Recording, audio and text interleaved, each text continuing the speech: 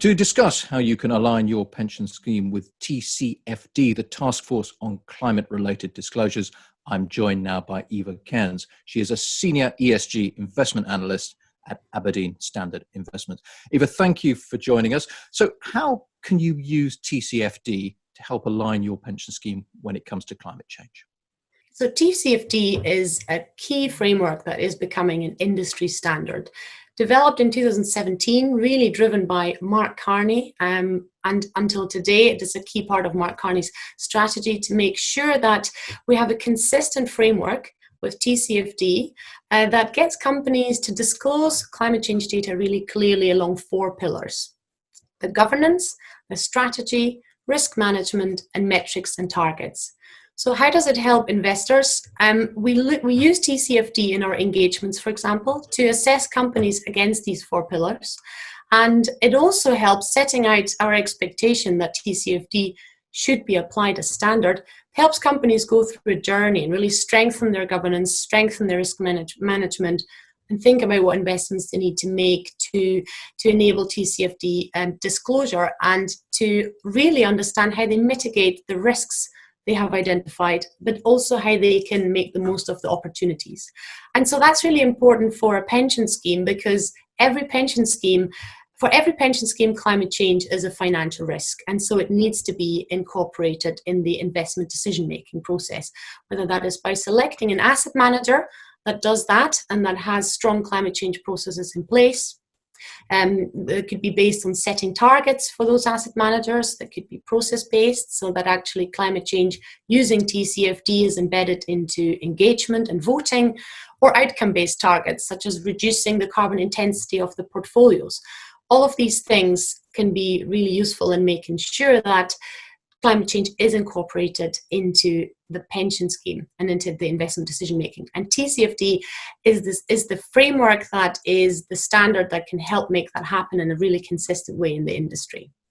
Your parent company, Standard Life Aberdeen, has just released its 2020 TCFD report. What were the main challenges in putting that together?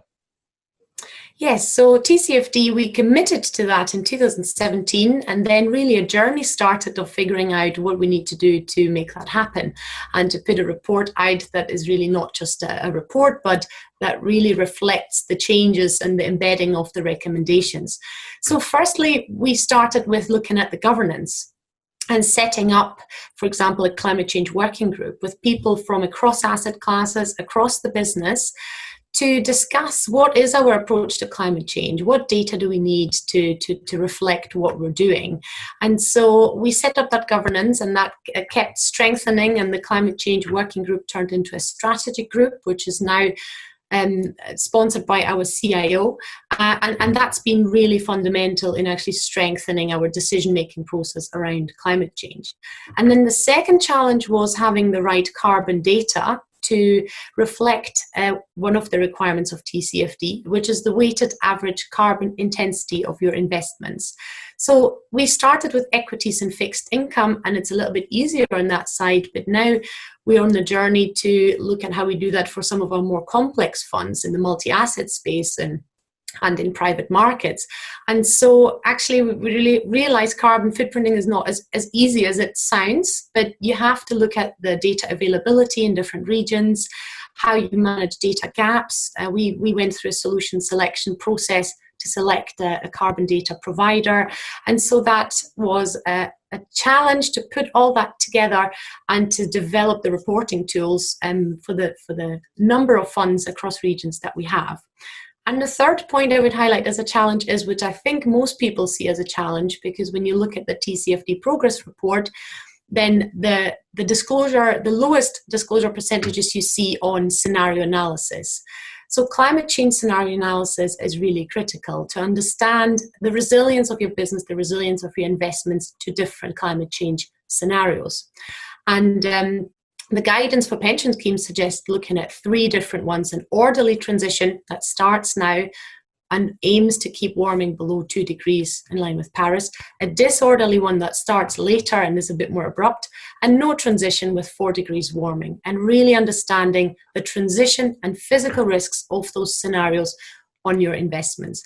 So that's a process. Last year we started solution selection. Who are the providers out there that are leading in the market and that are specialized on this?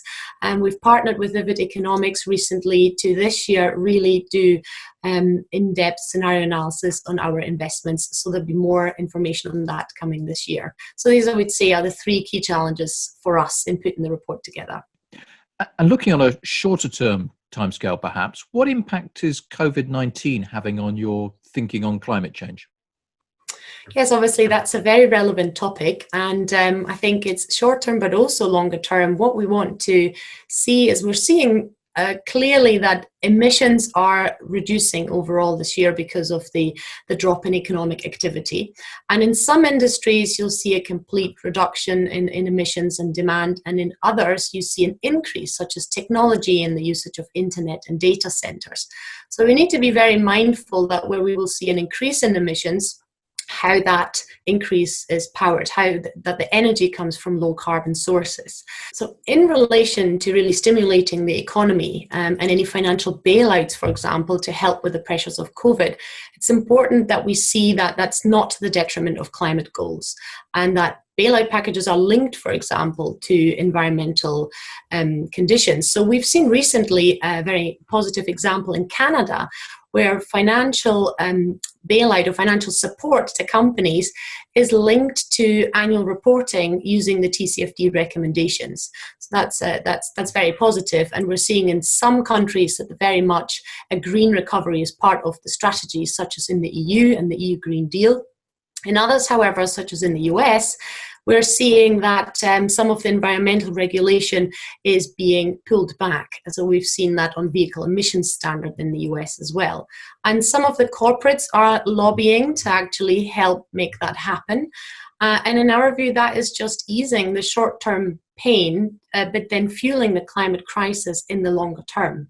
So we would still very much expect that longer-term climate goals and targets remain and are a key priority for corporates, and that they don't try to use the pandemic, which obviously they have to focus on, and we understand the additional financial pressures, to then impact longer term goals. It may impact maybe some of the green investments planned in 2020, and we understand there may be delays in climate action. At corporate level, but also at policy level, we've seen a delay in COP26 to 2021.